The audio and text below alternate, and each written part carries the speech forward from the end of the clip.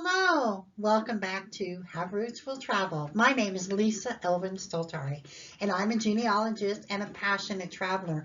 In this series that I have been doing, we have been looking at Les Filles du Roi, the King's Daughters, which is a subject near and dear to my heart.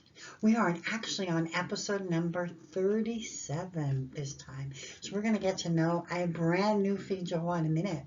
Now, I want to make sure to let you know that I do have a website called Have Roots Will Travel. I am on Twitter and Facebook. And if you want to subscribe to the channel and like the video, all of that is great for me. With that, let's get started. Now, Les Filles du Roi, the King's Daughters, is a program that was started in Quebec. I produced a video on this on my channel, so you can have a look at it. It's called Les Filles du Roi, the Program 2.0.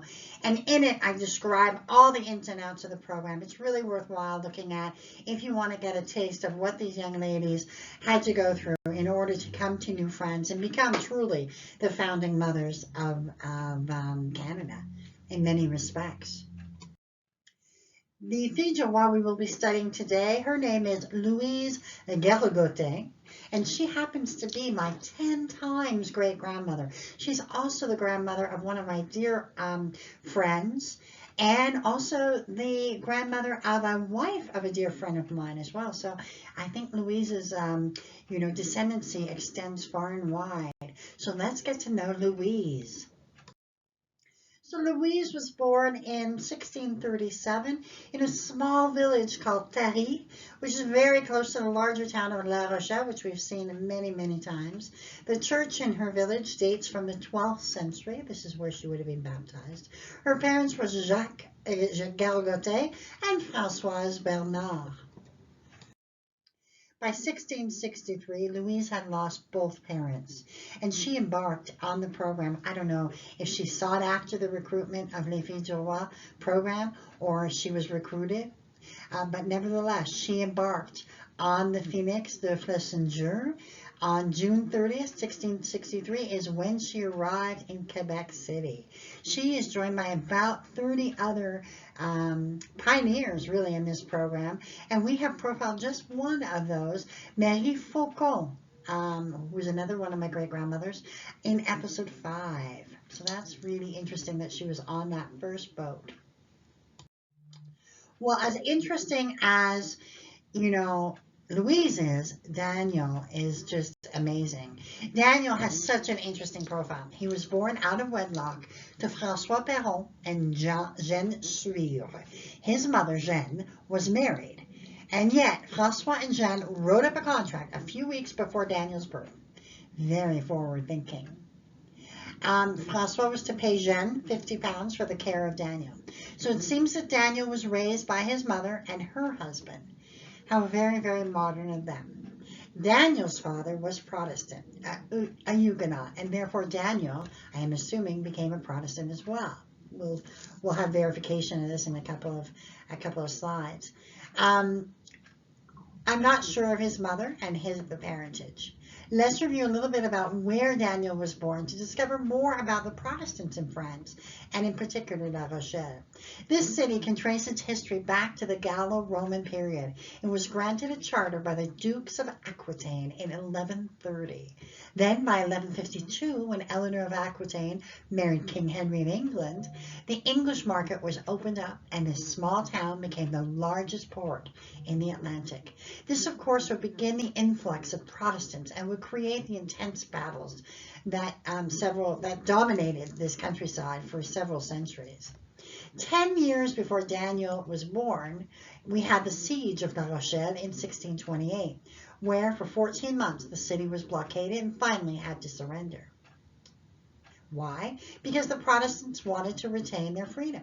This was not to be, however. So this was the world Daniel was born into.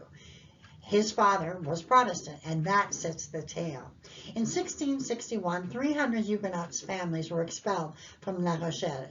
Now, his father, François, was a merchant, and I think a fairly prosperous one. In the spring of 1662, François sends his son Daniel to represent him in New France.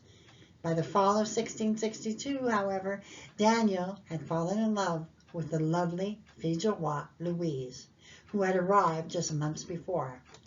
Daniel decides to stay and marry Louise. However, he cannot marry her or stay in the new France until he renounces his religion. So on the 6th of December, 1663, Daniel renounces his Protestant faith, and there is the actual proof of that. It's amazing what those records will prove. And he is finally admitted into the Catholic Church. So it's a process. So finally, by February 26, 1664, Louise and Daniel were married at Chateau. Just amazing, all of the journey that they had to go through in order to marry even. And on a side note, even hundreds of years later, when my Protestant father married my Catholic mother, they were not allowed, he didn't have to renounce his faith, but they were not allowed to marry inside the church unless he converted, which he didn't want to do. So they were married in the vestibule outside the church, and my mother couldn't have she had a priest and all of that, but it wasn't the same as an actual church wedding, if you will. So, as they say in French, tout change et tout reste la même chose. It's very different now, of course, but even in 1959, there was still that separation. Daniel and Louise settle in Chateau, where their first 3 children are born. Let's review a little bit about Chateau. You can see it, it's in the square box, and that's the current today's welcoming sign that you would see. In 1626, Samuel de Champlain establishes in Chateau the first farm in the St. Lawrence Valley to feed the people of Quebec City. Jean Bourdon's map of 1641 is the earliest source that mentions the name Chateau Richer, referring only to the cape or headland on which it stands, the present church.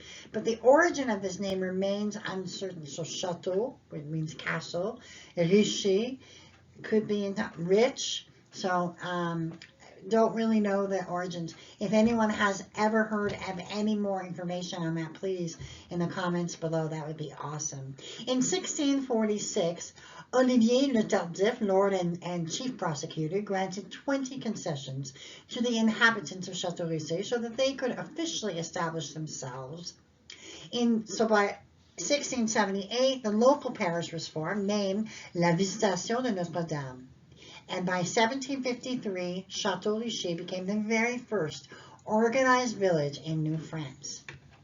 So it is definitely one of the oldest places that you can go to really feel that sense of history, if you will. And their genealogy society and their historical society are among the best I've ever seen. Please have a look at that. I will include that in the notes as well. Well, after a couple of years, Louise and Daniel then moved to a place called L'Ange Gardien, which literally means guardian angel. It's located about 14 kilometers from Quebec City, about 9 miles. The history of L'Ange Gardien is Pierre Mailloux and Jean Trudel became the first permanent settlers on September 29, 1657. And a mass was celebrated in 1664 in the house of Jean Trudel. And so at this point, they celebrated the Mass, this became a parish, and that's how it was formed. So if your descendancy has anything to do with Jean Trudel or Pierre Mailloux, you can take pride in their achievements as well. And so it broke off from Chateau Richer at that point. In 1664, there are approximately only 125 people. Gradually, the funds for a church were collected, and by 1675, a stone church was built. A new church was built in 1717, and is in the place where the current church that I've indicated, I've shown the picture of on the right. And before even this new church could be built, there was a fire in 1931, and they had to rebuild. And this is the church that we have today. The middle picture is just an incredible view of L'Ange Gardien from the sea. Just it's a beautiful place. There's no question about that. And you can kind of see where Ange Gardin is in relationship to Quebec City on this map. I'm pointing to it right now. So they end up having 6 children. Antoine marries Jeanne Tremblay and has 8 children, all of whom make it to adulthood. François died at 6 weeks of age. Marie marries Louise Gargottin, and yes, that's Antoine's wife, Jeanne's brother, and they have 6 children in all. Marie-Madeleine marries Charles Godet and had 9 children, 8 of whom make it. Jean marries Anne-Marie-Jeanne Godet, the sister of Marie-Madeleine's husband Charles, and had 4 children. Upon her death, he marries Suzanne Touchet and had 11 children, 9 of whom make it to adulthood. Finally, Anne marries Joseph Greton and has 4 children. Upon his death, she marries André Etier and had 4 children. All 8 of her children make it to adulthood. So a very, very good lineage here. Suddenly, Daniel dies at the age of 40, leaving Louise and his 5 remaining children, Antoine 14, Marie 11, Madeleine 8, Jean 6, and Anne 2. There is no burial record, but the date of death would be found in the inventory after death by Louise, in which it stated that he died February 22nd, 1678. And I am including the monument that the Perron Association did. It's an incredible group of people of what they've done. I would urge you to go and have a look at lesfamilleperron.org. I've put the website on the notes section so you can further investigate. So there's a new beginning and a new husband for our beautiful Louise. She marries Charles Louis Alain. He was from Paris and had been living in New France, presumably as a bachelor, for 12 years before he marries Louise. Taking on a widow and her 5 children would have been a daunting task, but from all accounts, he was up for the challenge. He actually came to New France and was a domestic employee, and so one would think that he would then have taken over the farm for Louise and helped keep growing what they had begun, her and Daniel. So after a couple of years, they move to Beaupré, which is where Charles-Louis had been living before his marriage to Louise. And in modern calculations, Ange Gardin and Beaupré are about 17 minutes apart, which of course in 1681 would have been a much longer journey, but still close enough. The origins of this town, which today has about 3,500 people, began when apparently soldiers from Breton arrived and were startled by the beauty of the place and apparently exclaimed, "Oh, le beau pré," which actually means beautiful meadow. And so looking at the picture on the right, you can kind of see what they meant. It really is gorgeous. And at the 1666 census, Quebec City and Beaupré had essentially the same population. So at one point, Beaupré was kind of catching up. It didn't, though. It ultimately remained a small village. It was not until 1928 that the place was incorporated as the parish municipality of Notre-Dame-du-Rosaire, but its name was changed to Beaupré that same year in order to avoid confusion with several other namesake parishes, and we see this often in Quebec. Where parishes are there's just so many names to go around, I guess, in the Catholic religion. By 1962, the parish municipality gained the town status and became the Ville de Beaupré. It is actually home to a fabulous ski resort called Mont Sainte-Anne, and it is one of the best. You also I want to draw your attention to to this little piece here, which says, this was the 1681 census. We have Charles Alain, 40 years old, Louise Gargottin, also 40, Enfant, Jean, Anne, and that's all who's living there. They have 1 gun, 2 goats, and 15 arpents, which is about 10 acres of land, 12 acres of land. Louise would be married to Charles-Louis for 20 years until he too passed away in 1699. Louise herself would die 5 years later in the home of her eldest son, Antoine.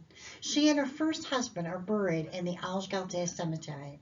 The plaque that you see here is found in her hometown of Paris on the church wall and was put there by the Perron Association of North America.